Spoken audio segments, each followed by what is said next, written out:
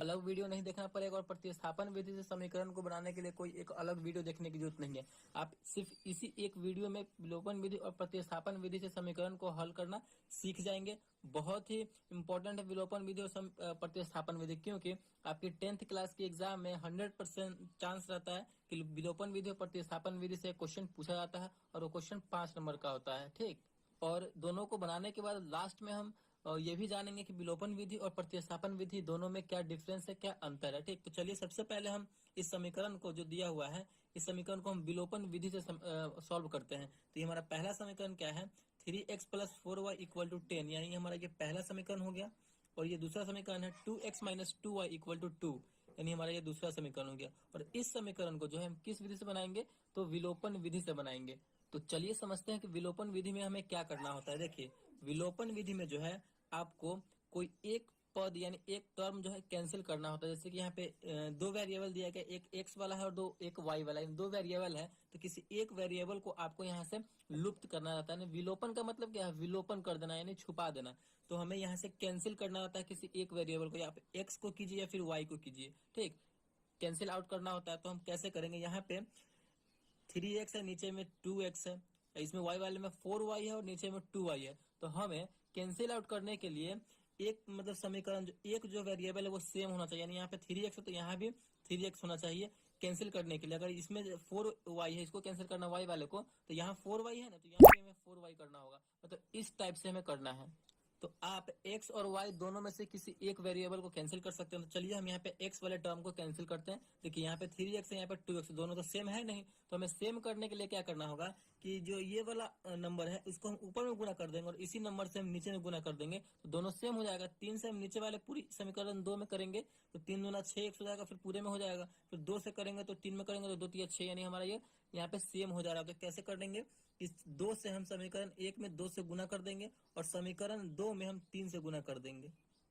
आप समझ रहे हैं ना, बस इसी टाइप से आपको करना है, मतलब आपको ध्यान से समझते चलना है। तो गुना करेंगे दो, तो समीकरण 1 में जो है ये 2 से पूरा में गुना हो जाएगा। तो गुना कीजिए, हमारा नया समीकरण बन जाएगा 3 दूना 6x प्लस है तो प्लस, फिर 2 से 4 में करेंगे तो 4 दूना 8y = 10 में 2 से करेंगे तो 10 दूना 20। हमारा ये समीकरण तीसरा बन गया, हमारा ये नया समीकरण बन गया। फिर 3 से इस पूरी समीकरण में होगा तो 3 दूना 6x माइनस है तो माइनस, फिर 3 में 2 से करेंगे 3 दूना 6y, फिर = 3 में 2 से करेंगे तो 3 दूना 6। ये हमारा चौथा समीकरण हो गया, नया समीकरण बन गया। अब हम यहाँ पे देखिए एक टर्म बिल्कुल सेम हो गया, यानी वेरिएबल सेम है। 6x ऊपर भी है और 6x नीचे भी है, तो दोनों यहाँ पे कैंसिल हो जाएगा। तो चलिए यहाँ पे हम कैंसिल करते हैं। तो 6x प्लस में ऊपर भी और 6x नीचे में प्लस में है, तो इसको हम घटाएंगे तभी ना कैंसिल होगा। मतलब 6x में से 6x अगर घटेगा तो यहाँ पे 0 हो जाएगा, यहाँ पे कट जाएगा। तो यहाँ पे जैसे हम आप एग्जाम में लिखेंगे 10th क्लास के एग्जाम में, बोर्ड एग्जाम में, बिल्कुल उसी प्रकार हम बनाएंगे और जिससे कि आपको 5 में 5 नंबर मिल सके। तो यहाँ पे हम लिखेंगे समीकरण 3 और 4 को घटाने पर, समीकरण 3 और 4 को यहाँ पे हम घटाएंगे तो घटाइए 6x प्लस 8y = 20 है हमारा तीसरा। चौथा है 6x माइनस 6y = 6 है।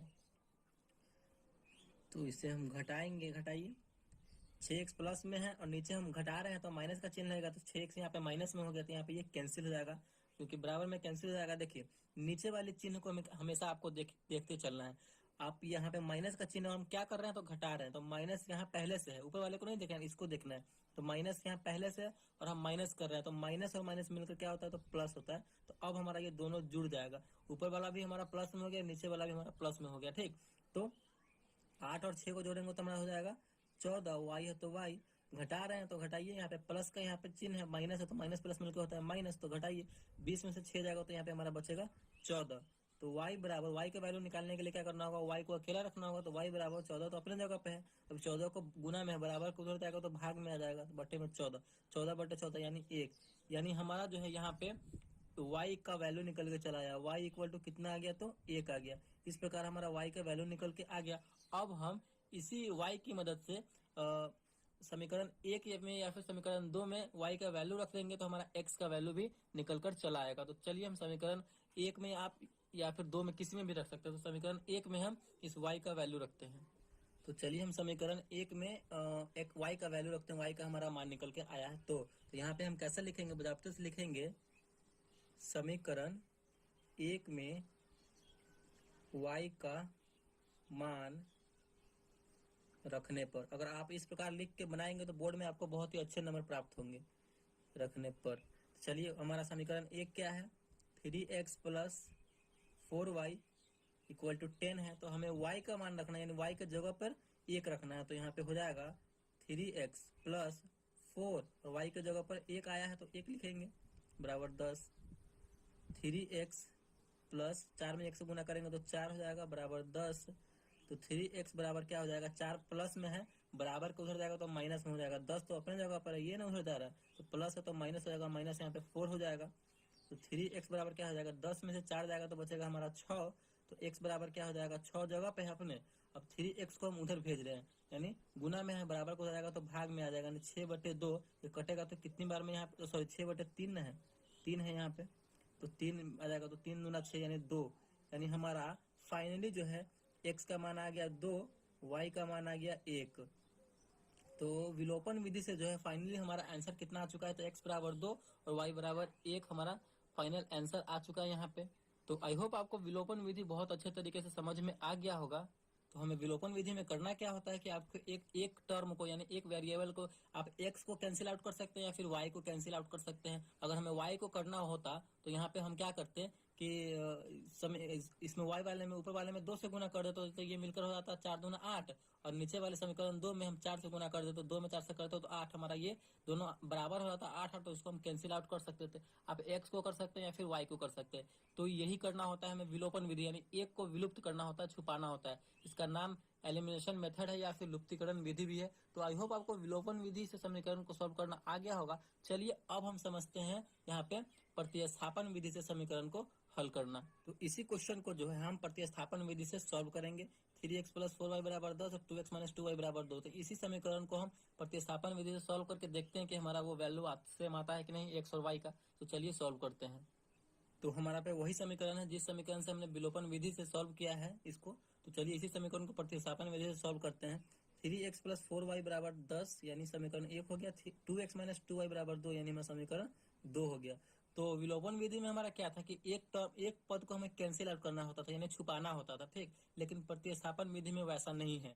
प्रतिस्थापन विधि में क्या है कि हमें कोई एक पद, यानी कोई एक वेरिएबल का जो मान निकाल करके उस दूसरे वाले इक्वेशन में रखना। जैसे कि अगर हम इस समीकरण 1 का जो है x का वैल्यू निकालते हैं तो इसी x के वैल्यू को हमें समीकरण 2 में प्रतिस्थापित करना है, वही हमारा प्रतिस्थापन विधि हुआ, ठीक। अगर आप y का निकालते हैं समीकरण 1 की मदद से तो इसी y का वैल्यू जो है जो निकाल के आएगा वही हमें समीकरण 2 में प्रतिस्थापित करना यानी रखना है, वही हमारा प्रतिस्थापन विधि हो गया। इंग्लिश में अगर हम बात करें तो इसे सब्स्टिट्यूशन मेथड हम कहते हैं। तो चलिए हम प्रतिस्थापन विधि से इस समीकरण को भी समझते हैं। तो चलिए आप जो है किसी एक का वैल्यू निकाल सकते हैं, x का या फिर y का। तो चलिए हम x का ही निकालते हैं। तो यहाँ पे हम समीकरण 1 को ले रहे हैं, तो यहाँ पे हम क्या लिखेंगे, समीकरण 1 से समीकरण 1 को लिए हम। समीकरण 1 क्या है हमारा, 3x plus 4y equal to 10 है। अब इसी में से हम x का वैल्यू निकाल रहे हैं तो क्या करना होगा, हमें इस टर्म को अकेला छोड़ना होगा।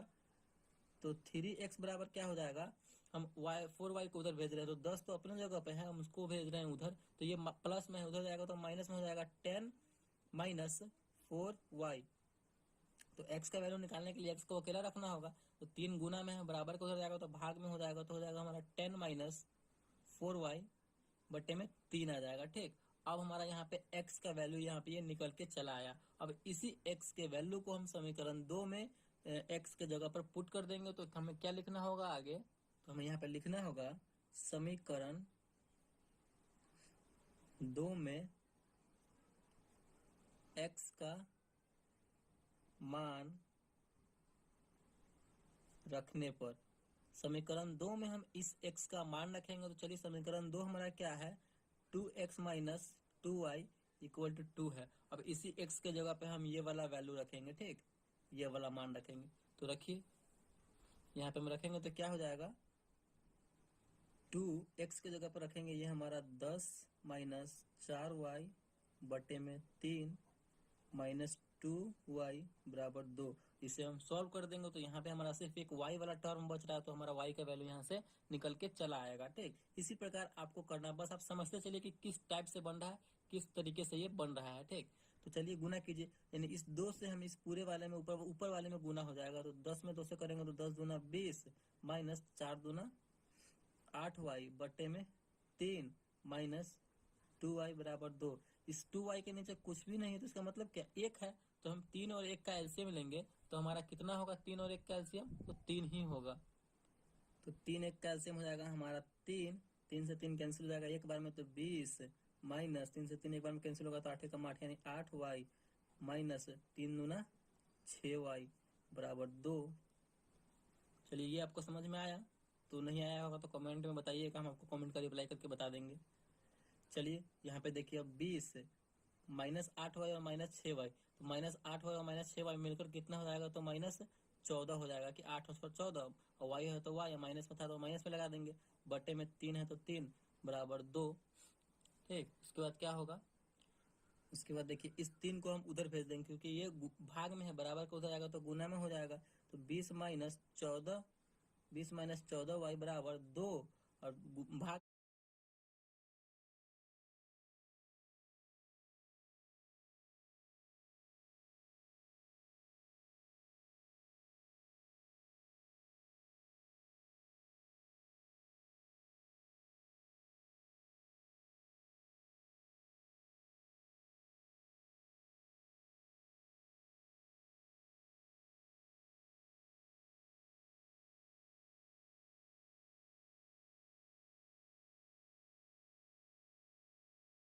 में बराबर को हो जाएगा तो गुना में, तो 3 गुना हो जाएगा 6।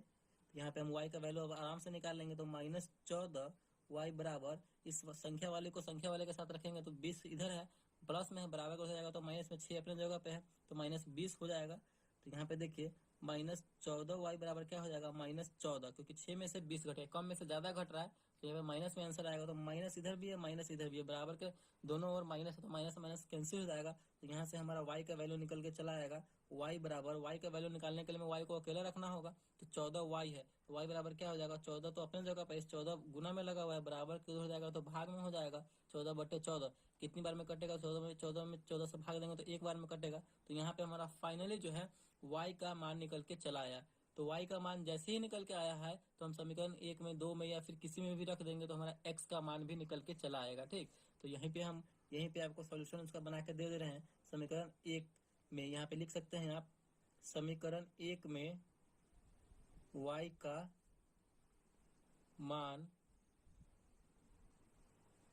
रखने पर, तो समीकरण 1 में हम y का मान रखें, समीकरण 1 है हमारा 3x प्लस 4y बराबर 10। आप किसी में भी रख सकते हैं, 1 में भी रख सकते हैं, 2 में भी रख सकते हैं।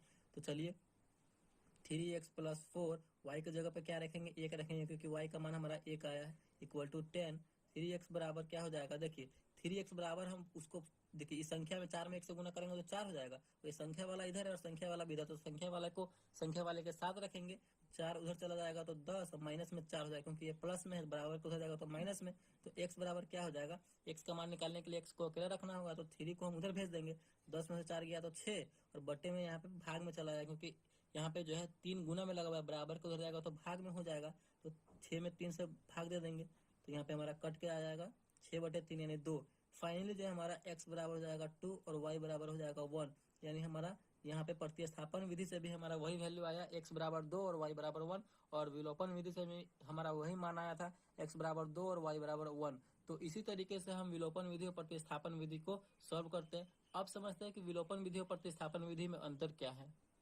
देखिए विलोपन विधि में क्या करना होता है कि विलोपन विधि में हमें एक पद को, यानी एक वेरिएबल को आपको विलुप्त करना रहता है, यानी छुपाना रहता है। विलोपन विधि का मतलब ही वही है, यानी एलिमिनेशन मेथड, यानी हम आप एक को एक्स को कट कर दीजिए या फिर वाई को कट कर दीजिए, जो आपको मतलब, लेकिन दोनों सेम होना चाहिए। ठीक, और प्रतिस्थापन विधि में क्या होता है कि आपको किसी एक का वैल्यू निकाल करके किसी एक या टर्म का, यानी एक्स का या फिर वाई का वैल्यू निकाल करके दूसरे समीकरण में प्रतिस्थापित करना, यानी उसका मान रखना, वही हमारा प्रतिस्थापन विधि हुआ। विलोपन विधि में आपको छुपाना है और प्रतिस्थापन विधि में आपको उसका मान उठा करके दूसरे समीकरण में प्रतिस्थापित करना है। बस यही डिफरेंस है प्रतिस्थापन विधि और विलोपन विधि में। एकदम 110% एग्जाम में पूछा ही जाता है, तो दोनों को अच्छे तरीके से आप समझ लीजिए। तो आई होप वीडियो आपको बहुत अच्छे तरीके से समझ में आ गया होगा और विलोपन विधि और प्रतिस्थापन विधि से समीकरण को हल करना सीख गए होंगे। तो वीडियो अगर आपको अच्छा लगा और पसंद आया तो प्लीज वीडियो को एक लाइक कीजिएगा और चैनल पर नया है तो चैनल को सब्सक्राइब जरूर कीजिएगा।